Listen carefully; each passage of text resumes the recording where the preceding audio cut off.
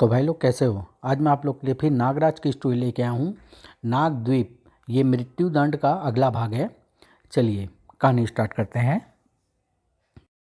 ओह, तड़ित गोला छोटा होता जा रहा है। अब तो अंदर हिलने तक की भी जगह नहीं बची है। मेरा पैर इन तड़ित सलाखों को छूते ही मेरा पैर जलने भी लगा है और मुझे एक तेज झटका भी लगा। लेकिन मैं बचने के लिए करूं भी तो क्या। मेरा कोई भी शक्ति इस तड़ित पिंजरे के अंदर काम नहीं कर रही है। ध्रुव कोई भी शक्ति अपने पास नहीं होते हुए भी ऐसी मुसीबतों से आराम से बच जाता है। अगर ध्रुव मेरी जगह होता तो वह क्या करता। मुझे ध्रुव की तरह सोचना होगा। ये पिंजरा विद्युत तरंगों द्वारा बना है, लेकिन इसका निचला हिस्सा जमीन को नहीं छू रहा है। आखिर क्यों। मतलब साफ है, अगर निचला हिस्सा जमीन के संपर्क में आ गया तो अर्थिंग हो जाएगी और सारी विद्युत तरंगे जमीन में समा जाएगी। और अर्थिंग करने का सबसे अच्छा सामान है धातु, जो मेरी बेल्ट में लगे सांप के रूप में मौजूद है। मैं अगर इस धातु सर्प के एक छोर को जमीन में धंसा दूं और दूसरे छोर को इस विद्युत पिंजरे से स्पर्श करा दूं तो विद्युत तरंगों का यह पिंजरा जमीन में समा जाएगा और मैं आज़ाद हो जाऊंगा। अब मुझे गरलगंड को कोई और वार करने का मौका ही नहीं देना है। इसको मेरी विष फुंकार विचलित करती है। मैं तीव्र विष फुंकार के वार करके इसको संभलने ही नहीं दूंगा और फिर इसको इतना बेदम कर दूंगा कि जब मैं नगीना से निपटने सेंट्रल हॉल के अंदर जाऊं तो ये मेरा रास्ता न रोक पाए। नागराज ने गरलगंड को हराने के लिए वह रास्ता सोचा था जिससे वह मामूली गुंडों को हराता था, लेकिन गरलगंड यक्ष राक्षस था, कोई मामूली गुंडा नहीं। अब तू मेरी पकड़ से नहीं छूट सकता नागराज। मैं तुझको चूर चूर करके भस्म कर डालूंगा। राख का ढेर बन जाएगा तू। सारा शरीर जल रहा है। गरलगंड के हाथ गर्म होते जा रहे हैं और मेरा शरीर उस गर्मी से झुलसता जा रहा है। इसकी तंत्र शक्ति मेरी इच्छाधारी शक्ति को भी दबा रही है। क्या करूं। इसके माथे में धंसा यह अंकुश, ऐसा ही अंकुश तो नगीना के हाथ में भी था। शायद इसी के कारण गरलगंड नगीना का गुलाम बना हुआ है। इसको निकालने से शायद गरलगंड गुलामी से मुक्त हो जाए, लेकिन मैं अपनी सारी शक्ति लगाने के बाद भी इस अंकुश को बाहर नहीं खींच पा रहा हूँ। इस अंकुश का संपर्क गरलगंड के शरीर से काटना होगा और यह काम मेरे सूक्ष्म सर्प कर सकते हैं। यह अंकुश के चारों तरफ बनी दरारों से अंदर घुसकर अंकुश को ढकेले और अंकुश का संपर्क गरलगंड के शरीर से कट जाएगा। अंकुश से गरलगंड के शरीर का संपर्क खत्म होते ही गरलगंड के होशो हवास फिर से उसके काबू में आ गए। कितना मुक्त महसूस कर रहा हूँ। धन्यवाद नागराज। इस अंकुश को सिर्फ वही निकाल सकता है जिसके शरीर में यह धंसा हो, और वह ऐसा कर नहीं सकता क्योंकि वह तो खुद दास बना हुआ होता है। तुमने अद्भुत बुद्धि का परिचय देकर मुझे इस अंकुश से आज़ाद किया है। मैं देव कालजयी के कारण तुमसे अपनी दुश्मनी भूल तो नहीं सकता, लेकिन इस उपकार के बदले मैं तुमको एक वरदान अवश्य दूंगा। नगीना ने वह अंकुश खास तौर से तुम पर काबू पाने के लिए मांगा था। मैं तुमको वरदान देता हूँ कि अंकुश बाकी सभी पर असर करेगा, लेकिन तुम पर नहीं। गरलगंड नाम की मुसीबत तो दूर हुई, अब देखूं कि नगीना अंदर क्या कर रही है। लेकिन अंदर न तो नगीना थी और न ही खजाना। खजाना कहाँ गया। यहाँ पर तो खाली स्टैंड्स के अलावा और कुछ भी नहीं है। सोडांगी, शीतनाग कुमार, तुम दोनों ठीक तो हो ना। क्या हुआ था यहाँ पर। क्या नगीना ने तुम दोनों को भी गुलाम बनाने की कोशिश की थी। कहाँ गई नगीना, बताओ। नगीना खजाना लेकर कहाँ गई है। नगीना नगीना तो यहाँ पर आई ही नहीं। हमको तो नागपासा ने बेहोश किया था। नगीना आई थी सोडांगी, मेरी आंखों के सामने वो हॉल में घुसी। नागपासा, तुमने नागपासा का नाम लिया। हाँ नागराज, नागपासा यहाँ आया था। अब समझा, यानी वह अस्थि सर्प नागपासा का भेजा हुआ सर्प था। नगीना और नागपासा दोनों ही यहाँ खजाना लेने आए और दोनों ही गायब हो गए। लेकिन खजाना कौन ले गया। शायद वेदाचार्य यह गुत्थी सुलझा सके। तुम दोनों मेरे शरीर में प्रवेश कर जाओ। अब यहाँ पर पहरा देने के लिए कुछ है ही नहीं। नागराज को इस बात का कतई अंदेशा नहीं था कि उसके मददगार पहले ही उससे दूर कर दिए गए हैं। भारती, दादा वेदाचारी, आप कहाँ हैं। कोई जवाब नहीं। बड़ा अजीब सा सन्नाटा छाया हुआ है घर में। शायद दोनों किसी काम से साथ साथ बाहर गए हुए हों। लेकिन दूसरे कमरे में कदम रखते ही, अरे यह क्या। क्या यहाँ पर कोई तूफान आया था। सारा कमरा उथल पुथल हो गया है। लड़ाई होने के चिंता साफ नजर आ रहे हैं। यानी यहाँ पर कुछ अनहोनी घटना घटी है। दादा वेदाचार्य और भारती अपने आप कहीं नहीं गए, बल्कि उनको ले जाया गया है। लेकिन उनको ले गया कौन और कहाँ ले गया है। ओह, मेरी उम्मीद की सारी डोरें टूटती जा रही है। खजाना गायब हो गया और साथ ही मेरे मददगार भी गायब हो गए। वह खजाना अब सरकार का है, उसको सरकार के पास वापस पहुंचाना मेरा फर्ज है, लेकिन मुझे तो यह भी नहीं पता कि खजाना है कहाँ पर। इंतजार करने के अलावा और कोई रास्ता नहीं है, कोई नहीं। खजाना कहाँ गया, यही सवाल केंटुकी के दिमाग में भी उभर रहा था। नगीना गायब हो गई गुरुदेव, खजाना लेकर गायब हो गई। वह आखिर खजाना लेकर कहाँ गई होगी? खजाने की फिक्र छोड़ और ये अंकुश निकालने में मेरी मदद कर, कमबख्त हिल भी नहीं रहा। खजाने को तो मैं दोबारा भी पता लगा लूंगा। इतनी सख्ती क्यों वर्त कर रहे हो गुरुदेव? अंकुश अगर नहीं खींच रहा है तो नागपासा जी के मस्तिष्क का मांस काटकर उसे निकाल लीजिए। इनका कटा हुआ टुकड़ा तो फिर से जुड़ जाएगा। वाह केटुकी, शाबाश, क्या रास्ता सुझाया है। अंकुश शरीर से निकलते ही नागपासा जैसे नींद से जाग उठा। मैं यहाँ कैसे आ गया गुरुदेव?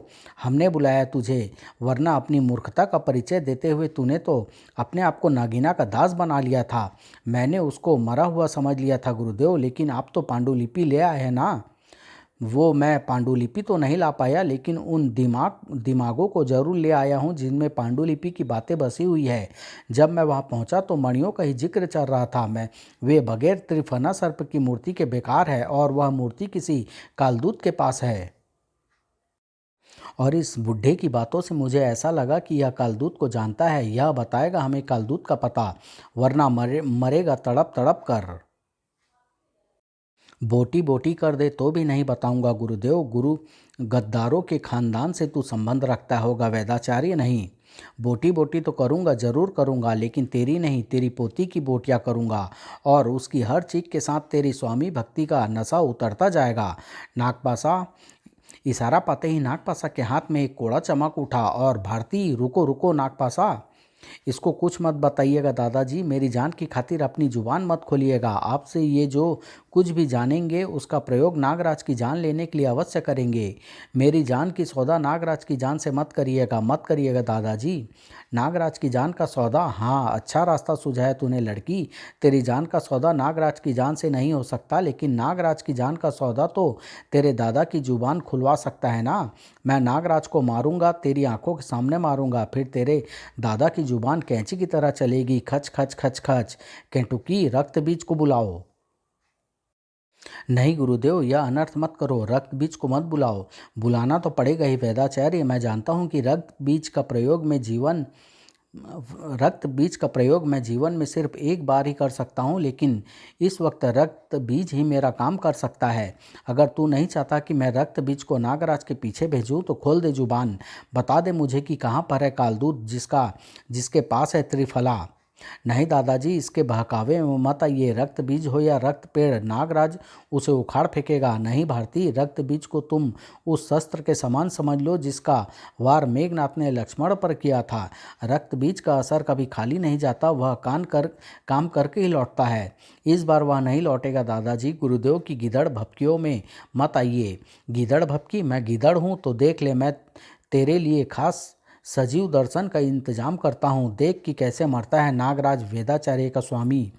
जब अपनी जुबान खोलने का मन हो तो मुझे बता देना वेदाचार्य, रक्त बीज को मैं उसी समय रोक लूँगा। जा, रक्त बीज मिटा दे नागराज नाम के कीड़े को। ये क्या कर रहे हो गुरुदेव? अगर नागराज ने रक्त बीज को हरा दिया तो फिर ये जुबान कभी नहीं खोलेंगे। रक्त बीज हार ही नहीं सकता केंटुकी, और अगर वह हार भी गया तो भी बाजी हम ही जीतेंगे, तू बस देखता जा। नागराज की वेदाचार्य और भारती से संपर्क करने की हर कोशिश बेकार साबित हो रही थी। मैंने ध्यान योग द्वारा भी दादा वेदाचार्य और भारती को ढूंढने की कोशिश कर ली, लेकिन कोई फायदा नहीं हुआ। वे जहाँ पर भी है, शायद मेरी योग तरंगे वहाँ नहीं पहुँच पा रही। ओफ, ये टेलीफोन ध्यान भंग कर रहा है। Hello Raj, Raj here. राज, मैं निशा। मैडम कहाँ हैं और तुम यहाँ वहाँ पर क्या कर रहे हो? मैडम मैडम ने कुछ काम से बुलाया था, लेकिन फिर किसी दूसरे ज़रूरी काम से बाहर चली गई है। ज़रूरी काम तो मुझे भी है। मुझे एक कैमरा टीम चाहिए किंग्सवे सर्कल जाने के लिए। पर वहाँ पर एक भयानक दैत्य नागराज चिल्लाता हुआ तोड़फोड़ मचा रहा है, लेकिन नागराज न जाने कहाँ पर है। तो तुम कैमरा टीम ले आओ, मैं मैडम से कह दूंगा। Okay bye. ओह, मेरे जासूस सर्पों ने मुझे मानसिक तरंगे जरूर भेजी होगी, लेकिन मैं ध्यान योग में इतना गहरा डूबा हुआ था कि वे तरंगे मुझ तक पहुँच ही नहीं होगी। लेकिन ये क्या हो रहा है? महानगर में एक के बाद एक आफतें आखिर आ कहाँ से रही है?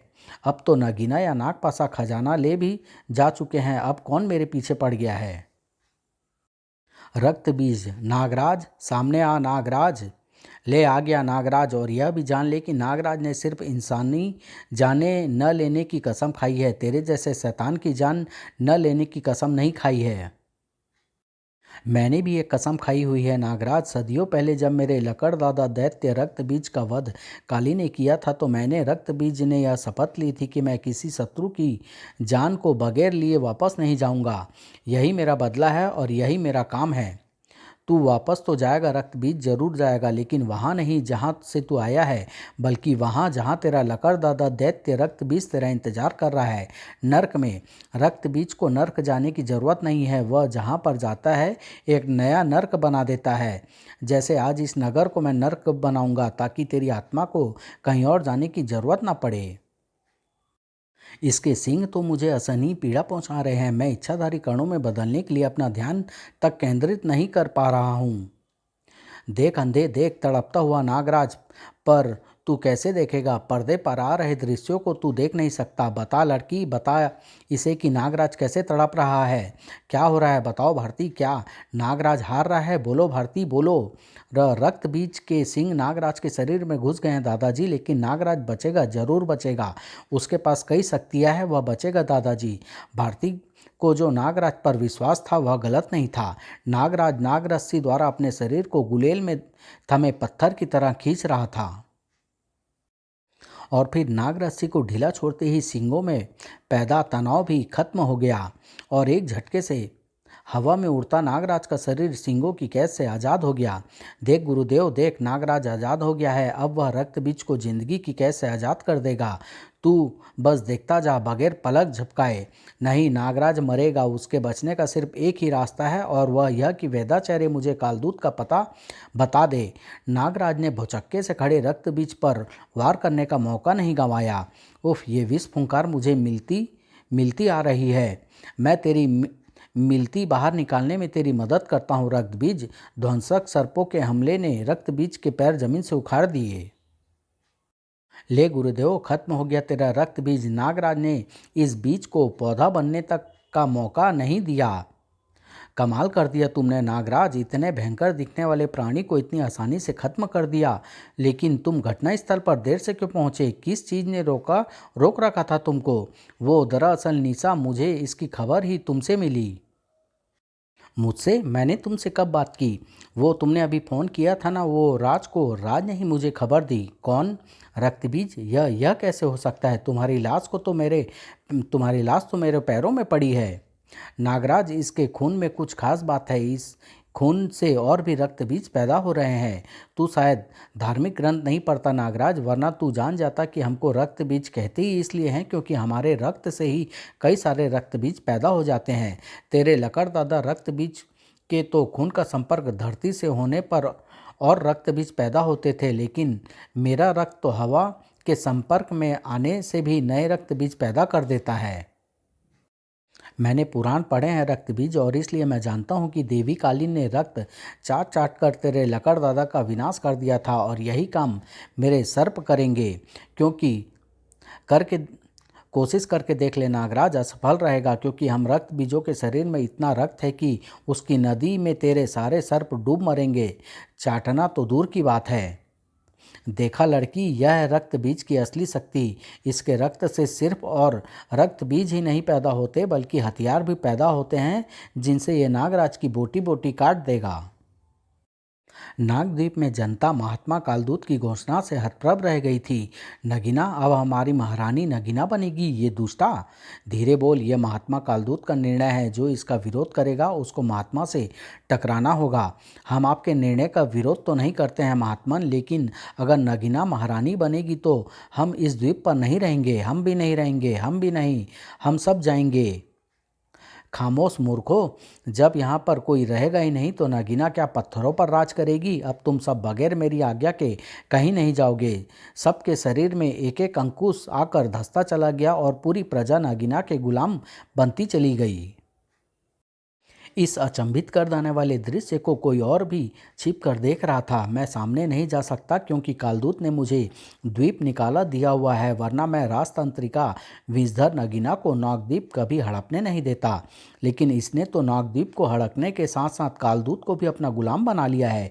आखिर ये चमत्कारी अंकुश इसके हाथ लगा कैसे? मुझे नगीना को रोकना होगा, लेकिन अगर मैं सामने गया तो कालदूत मुझे मार डालेगा। क्या करूं? किससे मदद लूं जो नगीना को नागद्वीप हड़पने से रोक सके? वरना मेरा नागद्वीप का सम्राट बनने का सपना अधूरा ही रह जाएगा। अरे कोई तो रोको इस नगीना को।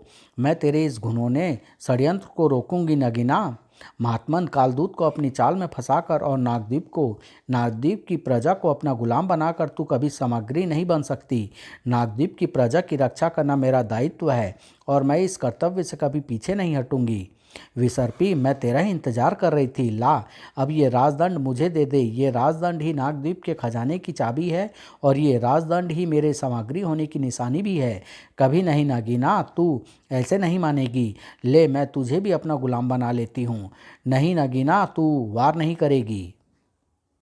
ये क्या हो रहा है? मैं अंकुश को वार करने का आदेश क्यों नहीं दे पा रही हूँ?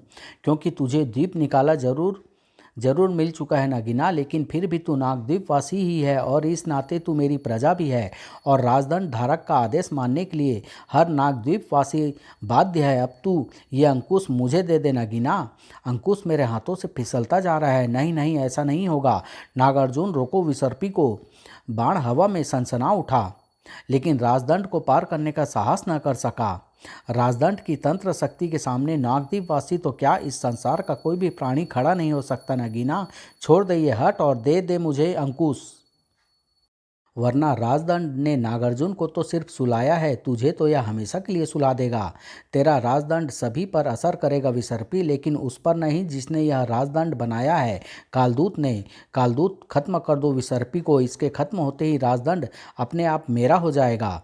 नहीं महात्मा, अब वचन से बंधे हुए हैं। नागद्वीप के शासक की बात मानने के लिए आप बाध्य हैं और इस वक्त मैं नागद्वीप की शासक हूँ। रुक जाइए महात्मा, नहीं, वहीं रुक जाइए।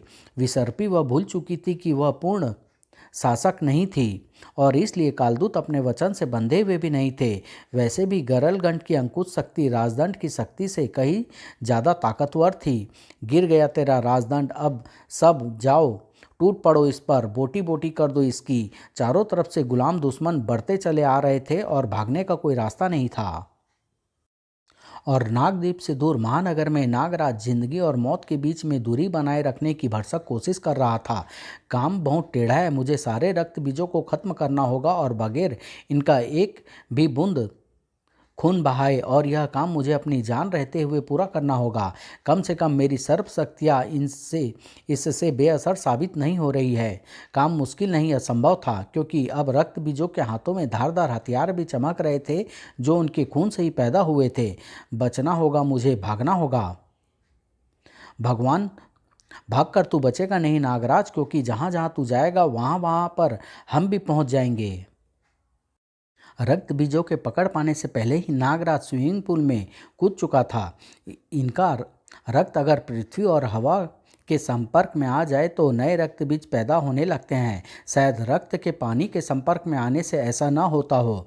रक्त बीजों ने भी नागराज के पीछे आने में समय व्यर्थ नहीं किया और नागराज को करने का मौका मिल गया। लेकिन ओह, पानी में भी नए रक्त बीज पैदा हो रहे हैं। ये यहाँ पर भी इनकी गर्दनें नहीं काट सकता। अब नागराज चूहे की तरह स्विमिंग पूल के अंदर फंस गया था। रक्त बीजों की फौज उसे सांस लेने के लिए सतह पर जाने नहीं दे रही थी। अब अंत आ गया है नागराज का, लेकिन नागराज को मैं वहाँ नहीं, यहाँ पर ला कर मारूंगा तुम्हारी आंखों के सामने, तब खुलेगी तुम्हारी जुबान। गुरुदेव ने यंत्रों से कुछ छेड़छाड़ की और अगले ही पल, नहीं, ये नहीं हो सकता। क्या हुआ भारती, बताओ मुझे क्या हुआ है? गुरुदेव ने रक्त बीज के साथ नागराज को भी यहाँ पर प्रेषित कर लिया है और नागराज अचेत अवस्था में है। अचेत अवस्था में है? अगर ऐसा है तो मुझे कुछ नज़र क्यों नहीं आ रहा है? कहाँ है नागराज, कहाँ है? मैं तुझे यह दृश्य देखने नहीं दूंगा वेदाचार्य। नागराज और तेरे बीच में फिलहाल एक तंत्र दीवार है।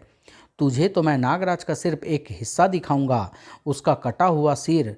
नहीं, तुम ऐसा नहीं करोगे तो फिर बता दे मुझे कालदूत का पता, त्रिफना का पता। बता, वरना नागराज की गर्दन धड़ से अलग कर दूंगा। बता दीजिए दादाजी, बता दीजिए, नागराज की जान के सामने किसी भी जानकारी की कीमत कुछ नहीं है। रुक जाओ गुरुदेव, रुक जाओ। भारती की आंखों के जरिए ही सारा दृश्य देख रहे वेदाचार्य भारती की सलाह मानने को विवश हो उठे। पहले वादा करो कि तुम नागराज को कोई हानि नहीं पहुंचाओगे, फिर मैं तुमको कालदूत का पता बताऊंगा। मुझे नागराज की जान नहीं, त्रिफना चाहिए।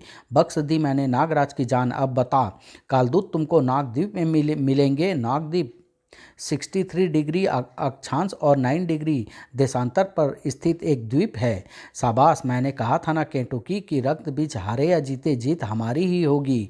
तो तुमने नागराज को मार डाला, कमीने। काश मैं ऐसा कर पाता। क्या मतलब? मतलब ये कि यह नागराज और रक्त बीज नकली है। असली रक्त बीज और नागराज तो अभी भी लड़ ही रहे हैं। न जाने कौन जिंदा बचेगा। खैर, कोई भी बचे, मेरा काम तो हो गया। अपनी ही दुश्मन नगीना से सीखी चाल काम आ गई। इसलिए मैं नागराज की तरंगे ग्रहण नहीं कर पा रहा था। प्रतिरूप तरंगे छोड़ते ही नहीं। तूने धोखा किया है गुरुदेव, इस धोखे की सज़ा तुझे जरूर मिलेगी। सजा नहीं, इनाम मिलेगा वेदाचार्य, त्रिफना सर्प की मूर्ति के रूप में, और तुझे मिलेगी मौत केंटुकी के हाथों। चलो नागपासा, हमको जल्दी से जल्दी नागद्वीप पहुंचना है। कालदूत से त्रिफना हासिल करना है और उसके बाद नगीना को ढूंढकर उससे मणियाँ हासिल करनी है।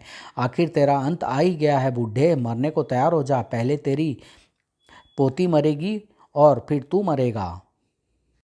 नागराज अभी तक रक्त बीजों की फौज से ही जूझ रहा था।